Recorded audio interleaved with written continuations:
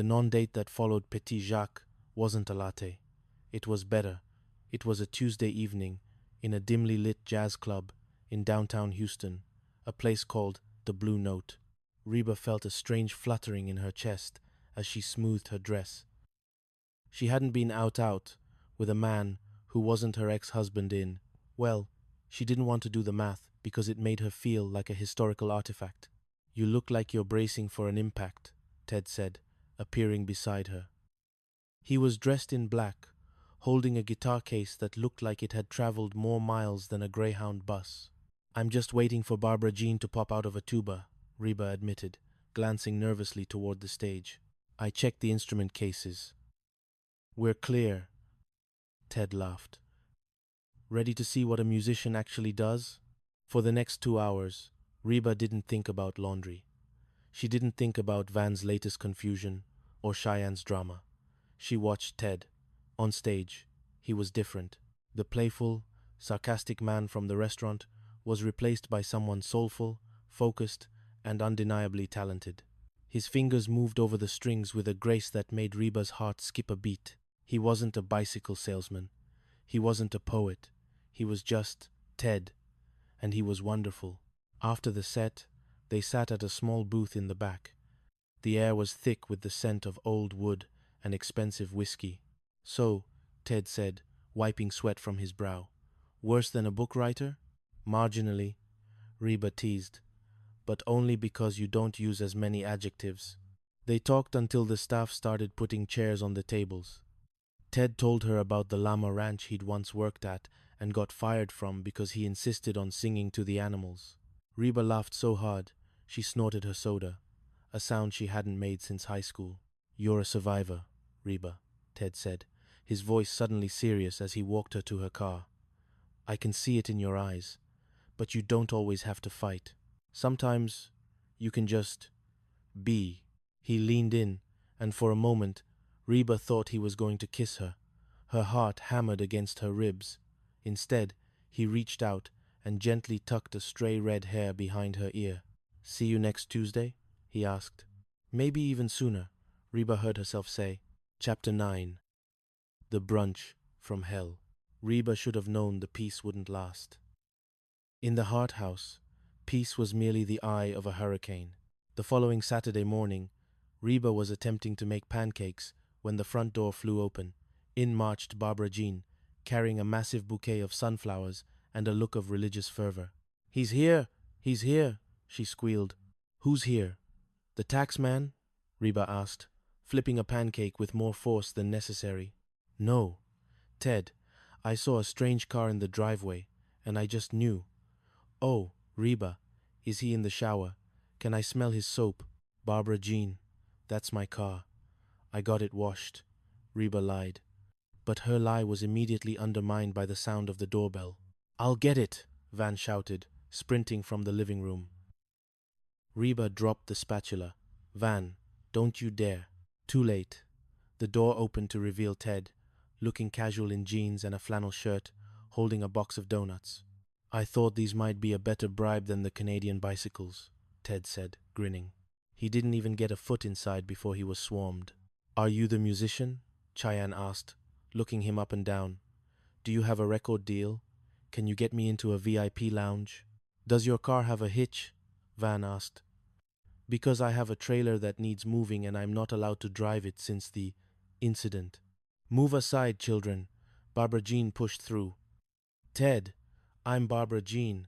I'm the one who set you two up through the cosmic energy of my soul."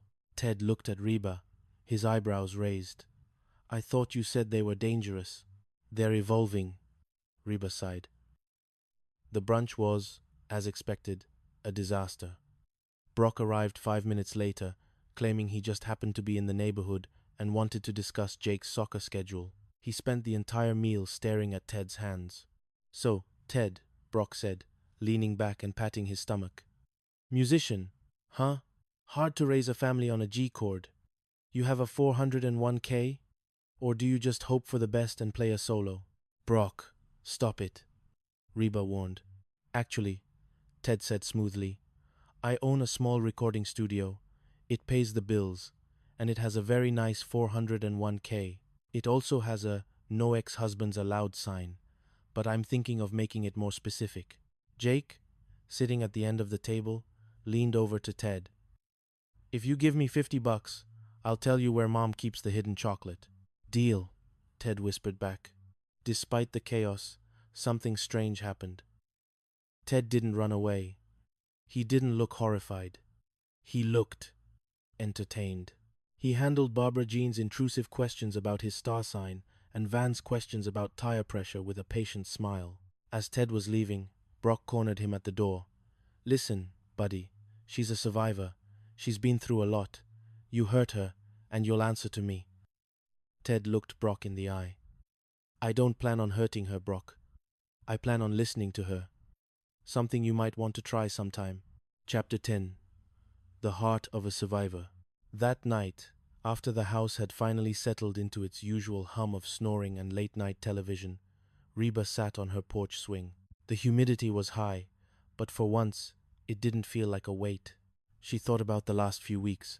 She'd started out looking for an escape, a way to be alone. She'd lied to the people she loved just to get a few hours of silence. But Ted had shown her that she didn't have to be alone to find herself. She just had to find someone who respected the space she occupied. It was Cheyenne. She stepped onto the porch and sat down beside Reba. He's actually really nice, Mom, Cheyenne said softly. A lot nicer than the prison guard the computer picked. Yeah, Reba smiled. He is. Are you in love? Reba paused. Love was a big word. It was a word that had been broken for her once, shattered into a million pieces of betrayal and lawyer fees. But looking at the stars, she felt a different kind of warmth. I think, Reba said, that I'm in a really good mood. And for a survivor like me, Cheyenne, that's a pretty great start. She pulled her daughter close. Her roots were planted in the past. Her life had changed and passed. But who she was, a mother, a fighter, and now, a woman who actually enjoyed a latte once in a while, was exactly who she wanted to be. Chapter 11. The management style of Barbara Jean.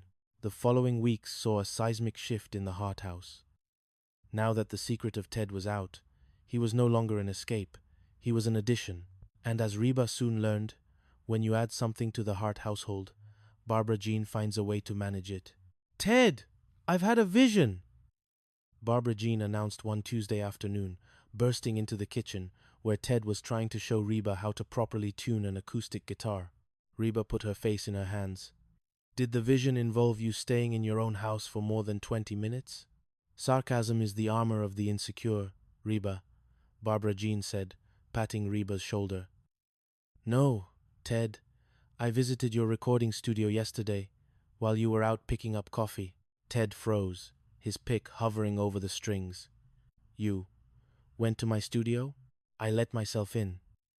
The plant in the lobby was screaming for water, but more importantly, the Feng was completely devoid of shui. It's a sonic dungeon, Ted.